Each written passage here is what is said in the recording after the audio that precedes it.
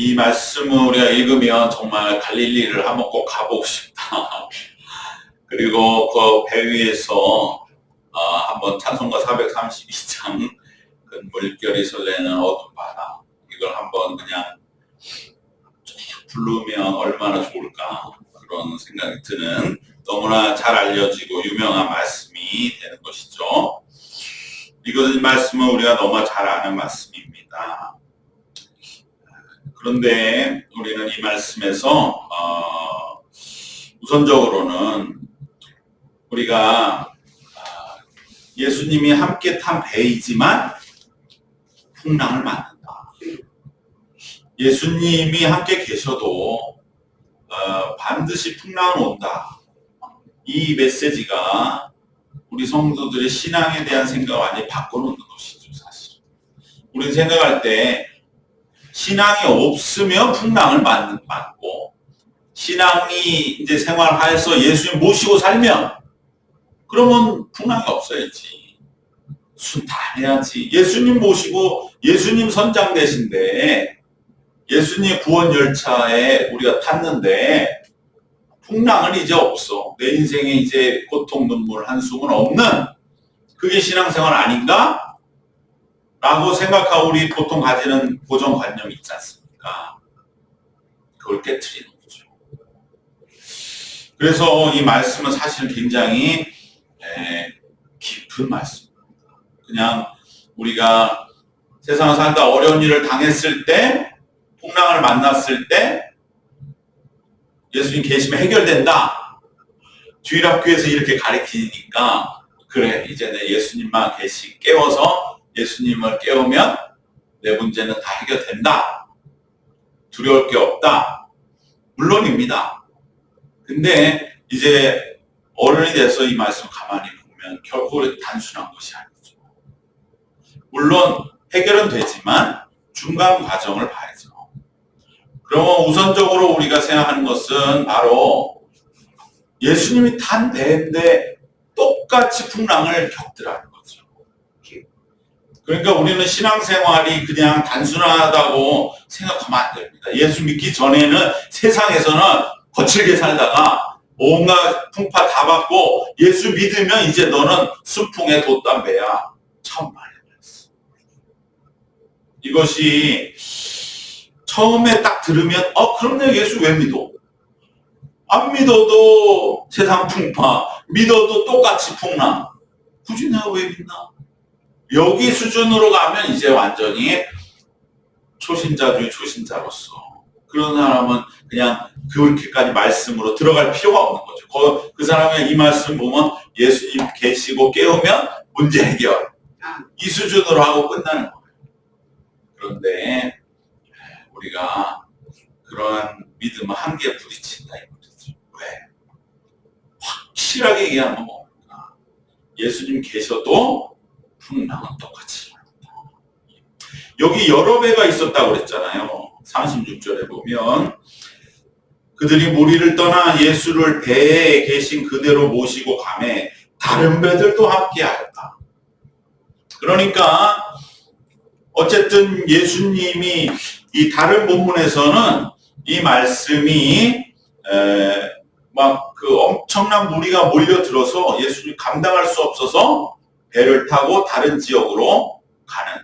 그래서 육지에서 모였던 사람들에게 말씀을 전하시고 때로는 먹이시기도 하고 그러한 이적들을 하는데 사람이 너무 많이 몰려들어 감당할 수 없어서 배가 있는 사람들로 이용해서 좀 떨어지시기 위해서. 그래서 갈릴리 반대편으로 가면 걸어서 오는 사람들 훨씬 시간이 오래 걸리니까 예수님을 좀 띄기 위해서 그렇게 갈릴리 바다 한복판을 가로질러 가시는데 또 그 중에 배가 있었던 사람들은 쫓아오기도 하고 제자들 무리들 중에 다른 배를 또 탄 사람도 있었는데 어쨌든 다른 배들도 전부 다 풍랑을 겪더라 이거죠. 결국은 우리는 이제 어느 정도 믿음이 있다고 하면 그래 우리 내가 신앙생활 하는 것은 풍랑을 피하기 위해서 풍랑 없는 순풍의 돛담배를 바라며 믿음생활 하는 것은 아니야. 라고 마음의 정리를 할 단계를 한 번쯤 지나야 할 줄로 압니다. 풍랑은 예수님이 함께 계셔도 언젠가는 오고 반드시 옵니다. 차라리 그 생각이 옳습니다. 그렇지 않습니까? 우리가 예수 믿고 평생 산다고 할 적에 풍랑이 없었습니까? 예수 믿은 다음에는 더 없었나요? 요즘같이 영적으로 참 어려운 시대는 그렇지 않을 거요. 오히려 더 큰 풍랑 속에서 우리들이 대비를 하는 것이 오히려 더 맞는 말이죠. 결국 풍랑이 오는 것은 예수님이 계신지 안 계신지와는 상관이 없습니다. 바다의 속성 때문에 오는 것입니다. 단지 우리는 예수님이 계시면 더 승리가 보장된다. 또 그렇기 때문에 더 안심하고 우리는 싸울 수 있다라는 것뿐입니다. 근데 그 자체가 엄청난 차이가 있는 것이죠. 여기를 우리는 봐야지 승리함에 있어서 어느 게 더 수월하냐, 어느 게 더 진짜 승리를 가져다 주느냐. 그래서 우리가 예수님을 믿는 것이지 풍랑과의 싸움 자체가 없어지기를 바라는 신앙은 이제 우리는 성숙을 향해 나가야 할 줄로 믿습니다. 그렇기 때문에 예수님이 함께 계시니까 내가 때로 한때 성령 충만해졌다고 해서 영적 싸움이 없기를 바라는 그 마음은 이젠 차라리 내려놓는 것이 낫습니다. 오히려 반대로 이제 내가 영적으로 섰으면 곧 싸움이 온다. 뭔가로 인해서 나를 넘어뜨리려는 일은 일어난다고 미리 예측하는 게 나아요. 이걸 신앙적으로 뭐라고 표현합니까? 깨어있다고 표현하는 거죠. 깨어있는 것 자체의 기쁨을 느낄 줄 알아야 됩니다. 내가 깨어있는 신앙이 될 정도가 됐구나. 보통 그저 예수 믿고 순풍의 돛담배를 바라보는 영적인 상태는 굉장히 충만한 것 같고 아무 걱정 의심 없고 막 성령 충만한 것 같아도 깨어있느냐? 아닌 경우가 많아요. 깨어있는 것 자체에 우리는 내가 이만한 믿음이 되었구나 라고 감사하며 싸움을 경계하는 것에 대해서 영적으로 때로 우리가 긴장하는 것에 대해서 피곤한 마음을 가지면 안 됩니다. 우리는 그런 생각하거든요. 영적 긴장 자체를 굉장히 힘들어하지요. 사실은. 안 그래도 세상이 나를 긴장시키는데 그런데 영적인 긴장, 내가 영적으로 살아있다 라고 하는 것은 내가 피곤한 일이 아니라 오히려 내가 이제 신앙적으로 더 바로 길을 찾았다고 하는 징표라고 생각하면서 우리는 싸움을 경계하고 깨어있는 것 그 자체의 기쁨을 느껴야 할 줄로 믿습니다. 그래 내가 깨어 기도하고 있다. 내가 깨어서 싸움에 대비하고 있다. 그러기 위해서 내가 오늘 할 일을 하고 있다는 걸 의식하는 바로 그만한 신앙은 대단한 신앙이죠. 그만한 믿음이 된 자신을 뿌듯하게 여겨야 할 것입니다. 그러한 경계가 늦춰지면 오늘 우왕좌왕하는 제자들의 형태 되고 마는 것이죠. 여기에 제자들은 철저히 지금 난파의 두려움 속에서 우왕좌왕하면서 이기적인 모습을 그대로 드러내게 됩니다. 예수님이 지금 고물에 계신데 배 뒤편이라고 그러잖아요. 보통 배가 가라앉을 때는 뒤가 먼저 가라앉습니다. 그렇기 때문에 배가 풍랑을 만나면 제일 위험한 데가 뒷부분이래요. 거기에 예수님 주무신 데가 있어요. 그러면은 예수님을 깨우는 목적, 예수님 풍랑이니까 일어나십시오. 배가 지금 위험해서 거기 계시면 안 됩니다. 제일 먼저 물이 찹니다. 그래야 되잖아요. 그랬는데 제자들은 예수님에게 우리가 죽게 된 것을 왜 돌보지 않고 주무십니까? 자기들이 죽기 전에 예수님 먼저 위험하신데 그건 생각지도 못하고 그저 자기들은 지금 죽게 생겼는데 예수님은 뭐 하고 계신가?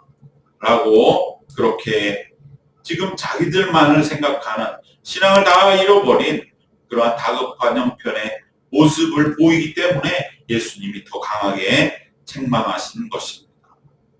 왜 제자들이 이렇게 됐습니까? 영적인 긴장과 경계를 풍랑 앞에서 그 두려움 때문에 다 잃어버리고 만 것이죠. 쏟아버리고 만 것입니다.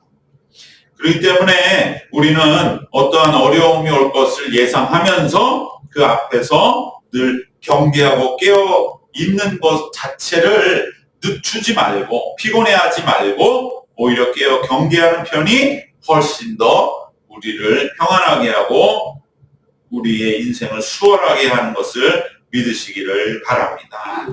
예수님의 격려와 칭찬과 함께 깨어 싸우는 것이 예수님의 책망을 자초하는 그러한 경계를 늦춘 그리고 배 위에서 우왕좌왕하는 모습보다 100배는 나은 일이라 이 말인 것이죠.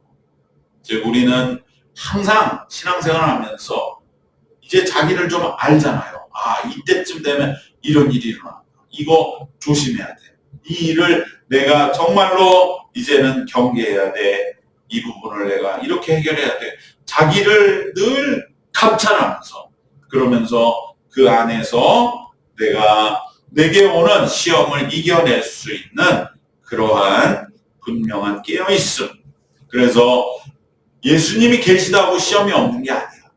내가 예수님과 계실 때 오히려 더 큰 시험이 올 때 그때 나는 어떻게든지 미리 대비해서 조금이라도 더 잘 이겨낼 수 있는 바로 극복할 수 있는 길을 참으로 어떻게 하면 내가 마련할 수 있을까 늘 모색하면서 실천에 옮기는 것이 중요할 줄 믿습니다.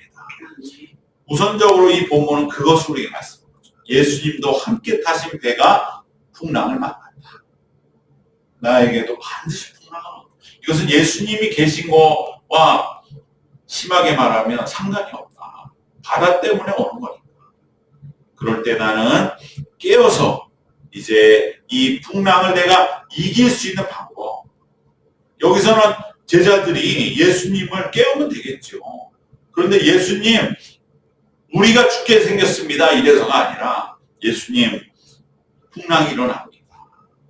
이 일이 우리 모두를 지금 어렵게 하고 있는데 이걸 어떻게 했으면 좋겠습니까? 바로 그러한 모습으로 예수님께 나아가 문제 해결을 받으면 되는 거지. 우리는 문제 해결을 받는 길을 찾는 게 중요하지 문제가 없다. 그것은 아예 이제 이 말씀 속에서 내려놔야 돼요. 풍랑은 있다. 언제나 있다. 오히려 그걸 내가 깨어서 경계하고 잘 어떻게 하면 해결을 할 수 있을지 그것을 위해서 늘 고민하고 내 자신을 들여다보고 그리고 실행하는 것 그것이 중요한 줄 믿습니다. 두 번째 이 본문에서 우리가 기억해야 할 것은 하나님의 침묵입니다. 어떻게 보면 예수님이 고문에서 주무시고 계신 것은 제자들의 입장에서는 하나님 침묵하신 것으로 여겨지는 것이죠. 우리는 이렇게 다급한데 우리는 이렇게 풍랑에 지금 배가 쪼개지기 직전인데 왜 하나님은 아무 일도 안 하시나? 왜 하나님은 침묵하고 계시나? 바로 이 본문의 두 번째 주제로 우리가 함께 나눠볼 것은 하나님의 침묵의 이유가 뭐냐 하는 것이죠. 왜 하나님은 침묵하시는 것일까? 우리가 시련의 한복판에 있을 때 정말 하나님이 침묵하신다고 하는 것을 뼈저리게 경험할 때가 있습니다. 왜 하나님은 내 기도를 듣지 않으시고 나의 이 다급한 형편과 급박한 상황 속에서 하나님은 왜 일하지 않으시고 마치 주무시는 것 같은 그러한 모습 속에 그대로 두고 계신가? 바로 그 이유가 무엇이냐면 오늘 본문의 제목과도 같은 그가 누구이냐 하는 것입니다. 바로 하나님의 침묵은 하나님을 우리가 도대체 하나님 누구입니까를 더 알게 하시기 위함이라는 것입니다. 왜냐하면 우리가 시련 한복판에 있을 때, 하나님이 침묵하신 것 같을 때 우리는 두려움을 느낀다는 거예요. 특별히 시련 자체에서 두려움을 느끼지만 하나님에 대한 두려움을 느낀다는 거죠. 그러면서 내 신앙의 안일함이 깨어진다는 거예요. 내가 너무 하나님을 다 안다고 생각해요. 하나님에 대한 두려움은 바로 하나님에 대한 그러한 자비를 바라게 되는, 그러면서 하나님의 존재에 대해서 새롭게 우리는 마음의 문을 열게 된다. 하나님이 침묵하실 때 우리는 두려움을 갖게 되는 그 두려움이 우리로 하여금 내가 하지 못한 하나님의 부분이 있구나, 내가 다 한다고 생각했는데 그게 아니었구나 라고 하는 새로운 하나님의 모습을 우리가 마음을 열어서 보게 해 주기 때문에 하나님은 침묵하신다는 것입니다. 즉 우리는 고난을 겪을 때 하나님을 다시 한번 비로소 찾게 되고 진정으로 구하게 되고, 그동안 내가 하나님을 너무나 쉽게 생각했다는 안일함을 그때서야 깨닫게 된다는 것입니다. 그리고 이제 새롭게 역사하실 하나님은 어떤 하나님이실까를 기대하는 눈이 뜨이면서 마음이 열리게 된다는 거죠. 그전에는 마음 다 닫혀 있었다는 거. 하나님 내가 잘 알아. 하나님 나 오래 믿었어. 하나님에 대한 내가 모를 리가 있나. 그런데 시련 속에서 하나님이 침묵하고 계신다는 거죠. 그럼 내가 다 아는 하나님이면 하나님 가만히 침묵하시면 안 되는데 근데 침묵하고 계시는 거예요. 아, 내가 하나님의 모르는 부분이 있는데 내가 그만 교만하게 하나님에 대해 다 안다고 생각했구나. 그러면서 새로운 하나님을 기대하는 눈이 비로소 뜨인다는 것이죠. 그래서 제자들이 그가 누구이기에, 자기들은 그동안 예수님을 가까이 지내면서 동고동락하면서 예수님에 대해 잘한다고 생각했는데 이 시련 속에서 예수님은 이제 비로소 전혀 새로운 모습으로 제자들에게 나타나면서 제자들의 눈이 띄어진다는 거죠. 똑같이 우리들도 고난을 겪을 때에 내가 그동안 하나님을 너무나 다 안다고 생각했구나 라고 하는 그 마음을 비로소 반성하면서 하나님을 새롭게 바라보는 눈이 뜨이며 마음이 열린다는 것입니다. 그래서 하나님은 침묵하신다는 것입니다. 홍랑이는 배에서 함께 고난을 겪은 이 제자들은 이 고난을 함께 겪고 나서야 비로소 예수님이 단순한 선지자나 치유하시는 능력자가 아니라고 하는 거에 눈을 뜨는 것과 마찬가지인 것입니다. 예수님과 그러한 침묵을 체험하고 그 고난을 함께 겪는 그러한 경험이 없는 바로 당시의 제사장과 바리새인 서기관들은 종교적으로 너무나 탁월하고 전문적인 사람이었을지라도 그러한 고난을 함께 겪고 침묵을 함께 겪으면서 그 고난을 넘어본 경험이 없기 때문에 그들은 예수님에 대해서 눈을 뜰 수가 없는 거죠. 하나님 너무 잘 알아. 벌써 이 대제사장 서기관 바리새인들은 그러한 시련 속에 하나님의 침묵을 체험하지 못했을 때 하나님에 대해서 다 안다고 생각하는 거죠. 그러면 예수님에 대해도 우린 다 알고 있어 라고 하는 그 교만 속에 눈뜬 장님이 된 것입니다. 그들은 그저 예수님을 선생이나 유대 역사의 많은 선지자 지도자의 한 사람으로 보는 것이 분명하다는 교만에 빠져 있는 것을 가장 전문적이고 가장 탁월한 종교적인 식견을 가졌다는 사람들은 모르는 거죠. 왜? 고난을 함께 겪고 하나님의 침묵에 함께 자신이 깨어지지 않았기 때문에 가장 잘하는 사람은 오히려 눈뜬 장님이 되고 오히려 종교적인 지식은 약하고 말씀도 많이 들었지 못한 일반 제자들이지만 이들은 고난을 함께 겪으면서 예수님이 누구이기에, 예수님이 누구냐, 비로소 정말로 진짜 예수님 하나님의 진면목을 보게 해주는 것이 바로 하나님의 고난이요 침묵이라는 것입니다. 그래서 하나님 침묵하시는 것입니다. 바로 나의 모든 이 시련 속에서의 침묵도 나의 이 하나님 안다고 생각하는 걸 깨뜨리기 위해서, 그리고 하나님은 내 생각으로 다 할 수 없는 것, 진정으로 새로운 하나님의 진정한 모습에 내가 더 가까이 가도록 하기 위한 하나님의 귀한 인도하심인 것을 우리는 하나님의 침묵을 온전히 받아들이게 될 줄로 믿습니다. 고난을 함께 넘어본 사람, 하나님의 침묵을 견디면서 예수님과 함께 고난을 겪어본 자만이 진정 예수님을 이제 조금 알게 되었다고 말할 수가 있는 것입니다. 그래서 예수님은 어쩌면 고난 그 풍랑 속에도 주무시고 계시지만 하나님의 침묵을 이 땅에서 우리에게 보이시기 위하여, 그리하여 우리로 하여금 제자들로 하여금 진정으로 예수님의 진면목을 만나게 하시기 위하여 예수님은 주무시고 하나님은 침묵하셨어. 제자들과 함께 고난을 끝까지 견딤으로 이제 예수님이 누구이실까?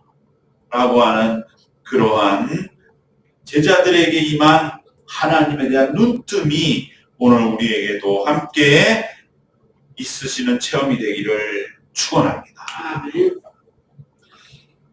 마지막으로 이제 제자들은 바로 예수님에 대해 새로운 눈을 뜨고 예수님에 대한 그 영원한 물음을 품고 신앙의 길을 떠납니다. 그것이 바로 그가 누구이기에 라고 하는 그 물음입니다. 그는 누구냐? 바로 예수님은 누구냐? 라고 하는 이 물음은 우리 신앙의 전부입니다. 그래서 예수님이 마태복음 우리 16장 16절 너희는 나를 누구라 하느냐? 그 물음에 연결이 되는 것이죠. 신앙생활은 예수님이 누구신가라는 물음을 품고 사는 것입니다. 그래야만 살아있는 믿음 생활이 됩니다. 신앙생활은 그저 예수님 말씀은 무조건 옳고 그래서 예수님 말씀을 내가 쫓아가는 것만을 말하는 것이 아닙니다. 그럼 그 도덕적인 측면만 있는 것이 아니라 예수님은 누구시냐라고 하는 이 물음, 이것을 내가 늘 마음에 품고 고민하면서 예수님이 누구이신가를 내 마음에 늘 간직하고 사는 것이 진정으로 내 믿음과 신앙을 살아있게 하는 신앙의 길인 줄로 믿습니다. 예수님이 누구이신가? 내 자신에게 누구이시며 우리 모두에게 누구이시며 온 세상에서 봐야 예수님은 누구이신가를 마음에 품고 고민하면서 우리가 걸어가는 그 길이 진정한 믿음의 길입니다. 제자들은 이제 예수님에 대해 눈뜨기 시작했습니다. 그리하여 예수님은 단순히 수많은 병자를 고치고 이적을 행하고 영적인 능력이 이제까지 세상 그 누구보다 강력하신 그런 분만이 아니라 인간의 불가능한 영역으로 여겨졌던 자연과 우주의 모든 현상까지도 주관하시는 창조주 하나님이 인간의 몸으로 성육하신 분으로 제자들이 점점 이제 놀라고 알아가게 되는 것입니다. 창조주 하나님, 자연까지도 사람을 살리고 귀신을 내쫓고 이적을 일으키는 그러한 수준이 아니라 모세와 10가지 재앙과 그러한 정도의 능력이 아니라 홍해를 가르는 것이 아니라 예수님은 바다를 잠잠하게 하신다. 온 창조주로 온 우주 만물을 주관하시는 그분이 누구냐? 하나님밖에 없지 않느냐? 그럼 예수님은 하나님이시다. 도대체 이 일이 웬일이냐? 이 사람들이 정말 신약 구약을 알았다면 어떻게 하나님과 같이 얼굴을 마주보면 죽는다. 모세 전통을 알았다면 그 사람들이 그 순간에 정말로 어떠한 마음이었겠습니까? 그냥 눈앞이 하얀해질 수밖에 없는 것이죠. 바로 그 은혜는 이제 진정 예수님 누구신가를 알리면서, 그러나 신앙의 새 역사를 일으키는 거죠. 하나님이 우리와 함께 계신다. 세상에 같이 밥을 드시고 우리 손을 잡아주시고 우리와 같이 때로 고생당하시는 하나님이 우리와 함께 계신다. 이것을 어떻게 우리가 깨달을 수가 있습니까? 이 충격을 어떻게 우리가 감당할 수가 있겠습니까? 예수님이 이것을 조금씩 제자들에게 가르쳐 주시는 길을 가고 계신 것입니다. 과연 예수님 내게 누구신가? 그저 내 지금 시련 속에서도 응답하지 않는 원망스러운 분, 그저 나의 삶을 조금은 더 형편이 낫게 하기 위해서 뭔가를 고쳐주시는 분이라고 한다면, 우리는 어떻게 보면 예수님의 침묵을 더 기다려야 할지도 모르는 그런 안타까운 마음인 것을 인정할 수밖에 없는 그러한 현실 속에서 다시 한번 예수님 우리에게 다가오시는 것입니다. 너희가 어찌하여 믿음이 없느냐? 나는 이 땅에 성육한 하나님이다. 그 수천 년 동안 이스라엘 백성들이 얼굴만 봐도 죽을 수밖에 없다고 한 그 하나님, 이제는 우리를 사랑하시기 위해 어쩔 수 없이 이 땅에 오셔서 우리와 함께 살아가는 이 은혜를 누리는 우리들인데, 과연 우리가 무엇이 염려되고 시련이 되고 낙심이 될 것인가? 이것을 예수님 우리에게 말씀해 오시는 것입니다. 그는 누구이기에?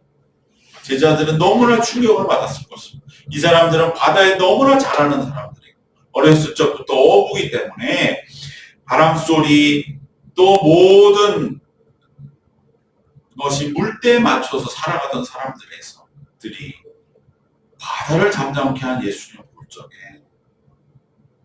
그저 사람으로 보였겠는가. 그러면서 제자들은 하나님이 이 땅에 인간의 모습 왔다고 하니 받아들일 수 없는 일을 조금씩 받아들여 가게 되는 것입니다.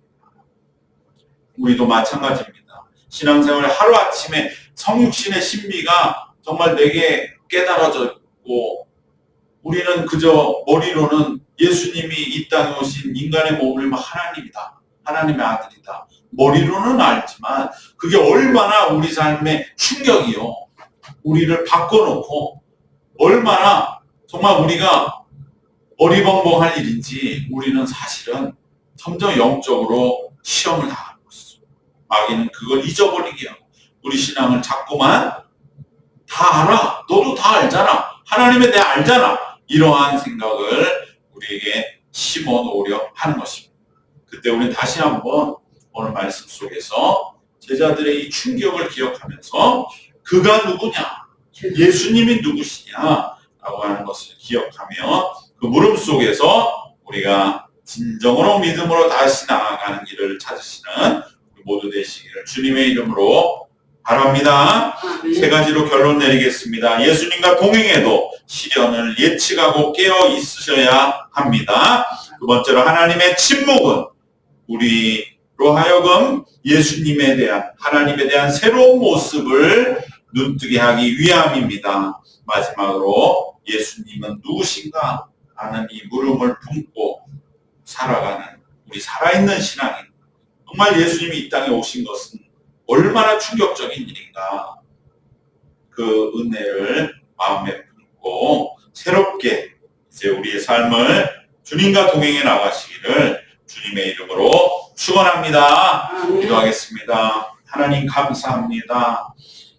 이 땅에 성육하신 우리 주님 예수 그리스도를 보내셔서 우리의 삶이 나아지고 좋아지고 형편이 괜찮아지는 그러한 예수님이 아니라 오랜 고난 속에서의 침묵을 통하여 예수님이 진정 내 삶의 구원자가 되시며 나의 모든 것을 새롭게 하시는 진정 온 세상과 온 우주를 새롭게 하시는 나의 유일한 구원자이시오 나의 하나님이심을 늘 깨달을 수 있도록 인도하여 주시옵시기를 간절히 기도드립니다. 그 은혜 속에 살게 하여 주시고 그러기 위하여 우리가 예수님 함께 계신 것으로 모든 게 보장되는 것이 아니라 우리가 늘 풍랑이 있음을 깨어서 예측하고 오히려 그 깨어있음을 기뻐하고 감사하면서 날마다 예수님의 진정한 모습을 더욱더 발견해 나아가는 일에 기쁨과 감사와 새 삶의 소망 넘치는 우리의 남은 생이 되게 하여 주시옵소서. 예수님의 이름으로 기도드리옵나이다. 아멘.